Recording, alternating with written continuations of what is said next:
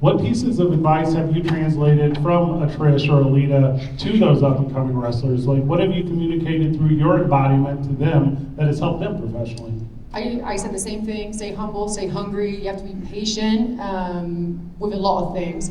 But then I said to not be scared to speak up. Yeah. Like if there was opportunities in wrestling when I first came in where, you know, I was doing these bikini contests and all that kind of stuff, and I fucking hated it. I was like, why am I taking my clothes off for 12-year-olds in the front row? Like this is awful and embarrassing and like dehumanizing. I don't know, it just set us back. So I ended up speaking up about it because a lot of the women were scared to do so because they were like, if we speak up, then we're the ones that are going to get, you know, our match cut or our time cut, or we're not going to get used. And I was like, fuck that.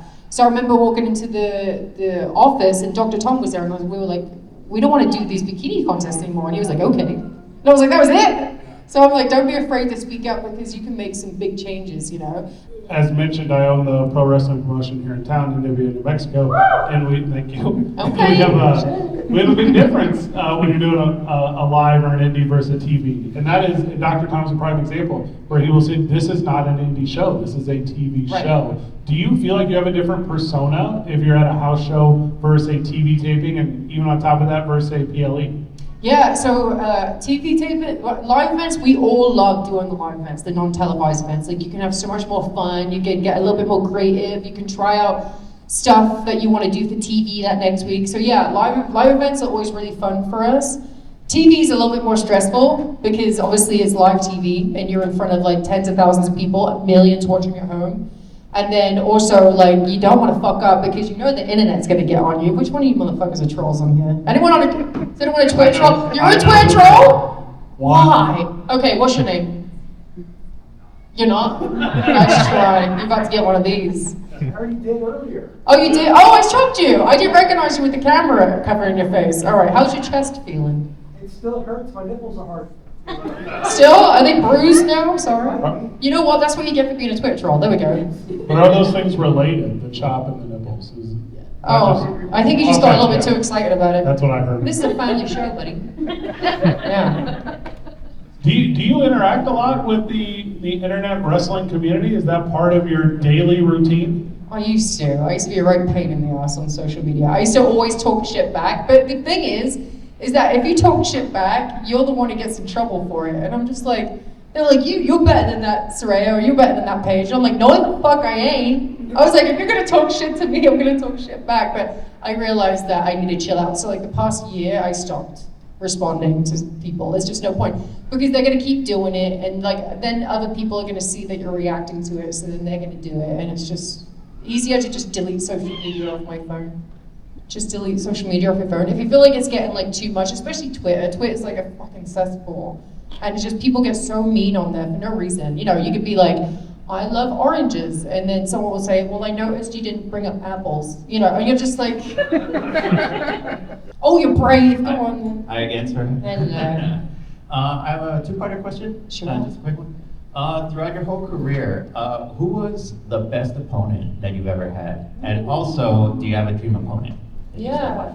Okay, dream opponent, I feel like it's obvious, is Rhea. I love her. And I feel like got some Rhea fans. I love her, money. Yeah.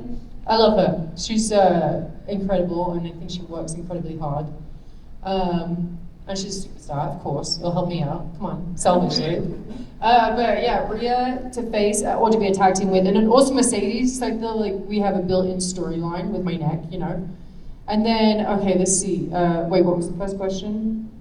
Best opponent. Who's the best opponent that you've ever had? Okay, so I was saying earlier, I don't know who I was saying this to, but AJ Lee was really fun for me, and it didn't last very long. Thank you.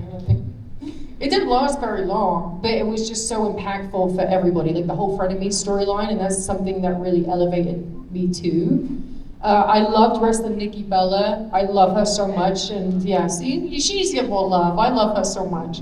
We were kind of married to each other for a minute where we were constantly wrestling for like a whole year on the live events, on live TV, like on the dark matches, just everywhere, where it became so easy that we never had to plan anything. It just depending on who was winning that day, you know? So it'd be like, okay, you'll finish on mine, you know? So I love her so much. She was so incredible. Question I have for you is that you've achieved so much at such a young age. what's the one thing that you want to still achieve that you haven't achieved yet? Hall of Fame. I want to be in the Hall of Fame one day. By bullet. You're already on our Mount Rushmore here, so What? there you go. Say again? You're already on our Mount Rushmore, so you know. Oh, thank you. Yeah, no, definitely one day. I don't know if I've done enough to be on it, but I would love to be on it one day. And that just means I have to go back and do a little bit extra to get, you know, that little push into that direction, you know, but I would love to be in the Hall of Fame. Obviously, as we sit here, there are a lot of fans of yours in the room. But Yeah. who are you a fan of? Who in the industry right now are you regularly tuning into? Who- Rhea, she's such Yeah. a babe, dude. I love her so much. This become a problem. My whole For You page is her. Yeah, she's great. Thank you so very much. Yeah, This is thank you. the most cliche into one of these panels, but it's you literally have to catch a flight. So this is like I really do. This I gotta is a scoot. runoff kind of Yeah, thing. yeah. I really do have to go. I mean, I have to take some pictures and then I have to scoot. So thank you so Yeah. very much. Thank you. This was lovely. You were lovely. Everyone in attendance, thank you. Thank you.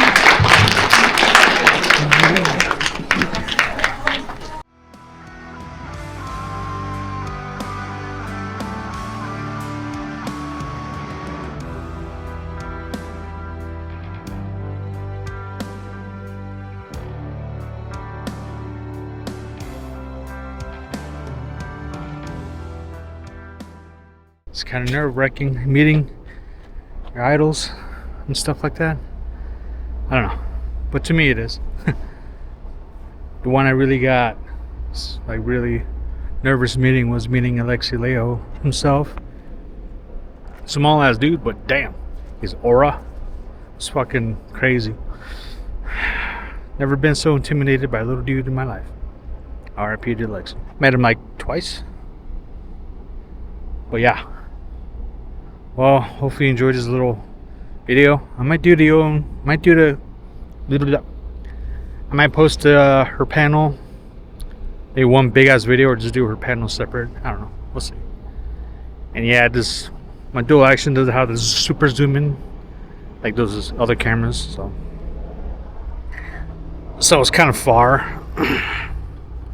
Yeah. So the thing that sucks about this though, like the footage ain't that like close, but I mean not close, but it's, I mean close shit it can get, but when they're far, it's all not that great. But anyways, I was trying to get her. I was trying to feature her in my video, but yeah, didn't work out. But maybe next time.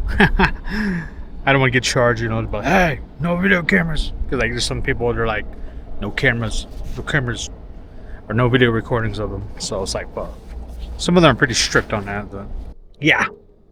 Toaster in this bitch. Anyways, latest.